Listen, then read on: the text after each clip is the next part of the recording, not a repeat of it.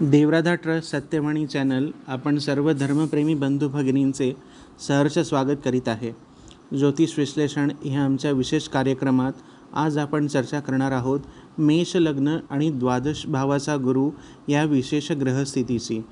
मेष लग्न आणि द्वादश भावाचा गुरु हा ज्या लोकांच्या जन्मपत्रिकेमध्ये असतो अशी लोक, ती स्त्री असू द्या किंवा पुरुष असू द्या, पूर्वजन्मीचे उत्तम साधक असतात.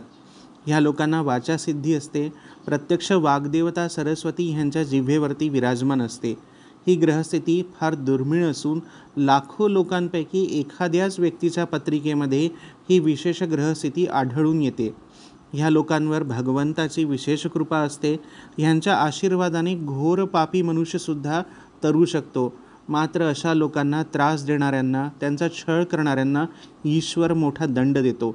ह्या लोकांना ईश्वरी कृपा विशेष प्राप्त असल्यामुळे या लोकांना त्रास देणाऱ्या मनुष्याचा पूर्ण नाश होतो, कुटुंबासहित नाश होतो. आपल्या कुटुंबामध्ये किंवा मित्रपरिवारामध्ये अशी व्यक्ती असेल तर त्या व्यक्तीशी चांगले संबंध निर्माण करावे, ते डेव्हलप करावे, वाढवावे, त्यांचा आशीर्वाद नक्की घ्यावा. अशा लोकांचा यथाशक्ती मानसन्मान करून त्यांची शक्य असेल तेवढी मदत नक्की करावी. ही लोक जन्मतःच धनवान असतात. त्यांचा स्वभाव हा परोपकारी जन्मतःच असतो. परंतु ह्या लोकांना आयुष्यामध्ये स्त्री सुख प्राप्त होत नाही. जन्मजात वैराग्य ह्या लोकांना असते. तसेच पूर्वजन्मातल्या साधनेमुळे ही लोक ज्ञानीही असतात. ही लोक दीर्घायुषी असतात.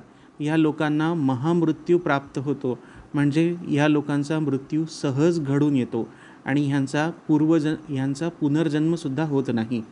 ह्या लोकांना नेण्यासाठी, म्हणजे मृत्यूसमयी ह्या लोकांना नेण्यासाठी ईश्वर किंवा या लोकांची इष्टदेवता स्वतः येते. यमराज किंवा त्यांचे गण येऊन ह्या लोकांना खेचून बांधून मारझोड करून घेऊन जात नाही. त्यामुळे मृत्यूसमयी या लोकांची तडफड होत नाही. त्यांचा मृत्यू शांतपणे आणि सहजरित्या घडून येतो.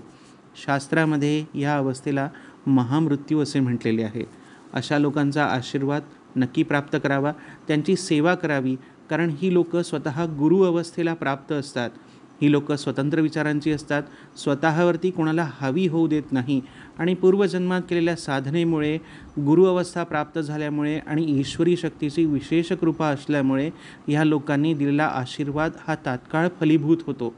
म्हणजे या लोकांनी जर एखाद्या निपुत्रिक व्यक्तीला पुत्रप्राप्तीचा आशीर्वाद दिला, एखाद्या निर्धन व्यक्तीला धनप्राप्तीचा आशीर्वाद दिला किंवा अभ्यासामध्ये काही आशीर्वाद दिला तर तो तात्काळ फलीभूत होतो.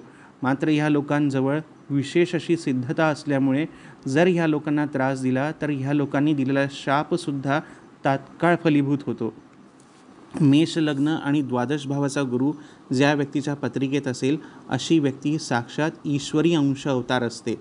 ह्या लोकांना अशी आध्यात्मिक ऊर्जा प्राप्त झालेली असते की त्यांनी दिलेला आशीर्वाद ताबडतोब फलीभूत होतो. मात्र ह्यांचे शापसुद्धा तितकेच प्रभावी असतात. ह्या लोकांचा छळ करणारा, ह्यांना त्रास देणाऱ्या व्यक्तीला जर या लोकांनी शाप दिला तर अशा व्यक्तीचा कुटुंबासहित नाश होतो.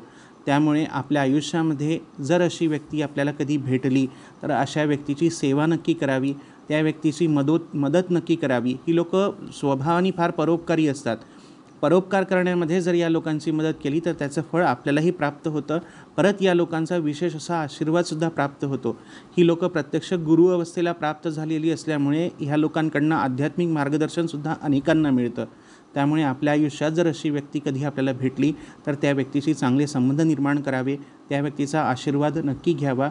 मेष लग्नाची पत्रिका आणि द्वादश भावाचा गुरु ही फार दुर्मिळ ज्योतिषीय ग्रहस्थिती आहे. अशी ग्रहस्थिती सहसा आढळून येत नाही. ही ग्रहस्थिती फार दुर्मिळ आणि क्वचितच दिसण्यात येते.